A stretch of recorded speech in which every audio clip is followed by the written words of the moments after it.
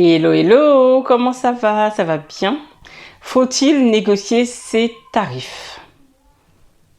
On en parle dans un instant. Avant tout, je me présente, moi c'est Fanta Barou, je suis consultante et coach marketing et je vous aide à vous démarquer, à vous rendre visible sur les réseaux et spécifiquement sur Instagram et à savoir justement faire ressortir tous vos atouts pour en faire une marque forte et trouver des clients.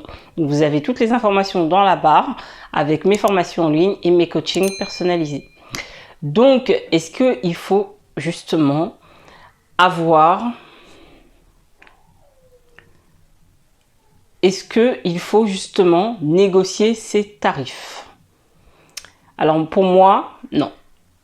Je me souviens, je vais vous raconter une histoire. Je me souviens que j'ai eu, moi je fais donc des coachings. Le premier coaching est offert, on discute pour savoir justement si je peux vous aider et si je peux vous apporter mon aide. Et j'ai eu quelqu'un en fait qui a commencé à être intéressé, qui me disait qu'il était intéressé, mais il a commencé à négocier. Et moi, tout de suite, j'ai vu d'un mauvais œil. Et je lui ai dit, mais est-ce que tu es prêt, en fait? Est-ce que tu es prêt à travailler avec moi? Il m'a dit, ah non, en fait, j'ai un peu peur, je suis pas prêt. Et là, tout de suite, je me suis dit, bah, clairement. Alors, clairement, pour moi, il ne faut pas négocier ses tarifs. Pourquoi? Parce que si, justement, vous négociez vos tarifs, vous risquez de tomber sur des personnes comme la personne que j'ai eue qui ne sont pas prêtes à travailler avec vous et vous n'allez pas avoir de résultats. Donc c'est quelque chose qui pour moi n'est pas forcément bénéfique. De deux, ça peut être aussi quelqu'un qui ne voit pas la valeur de votre travail.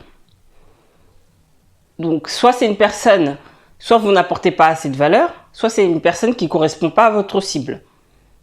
Ça, c'est aussi une possibilité. Donc, entre le fait qu'elle soit pas prête, le fait qu'elle n'apporte pas assez de... Vous n'apportez peut-être pas assez de valeur ou elle voit pas la valeur de votre travail. Donc, il faut pas négocier ses tarifs, en fait. Ou, justement, elle ne correspond pas à votre cible, tout simplement. Parfois, on cherche à un endroit, on propose à un endroit qu'il ne faut pas.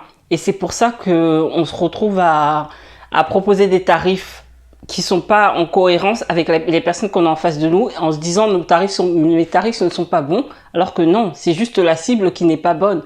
Donc faites attention à qui vous proposez vos tarifs.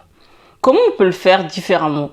Alors moi je pense qu'il faut pas négocier ces tarifs. Si vous proposez quelque chose, c'est autre chose, mais que la personne vous demande et que vous acceptiez, c'est là où moi je mets un bémol.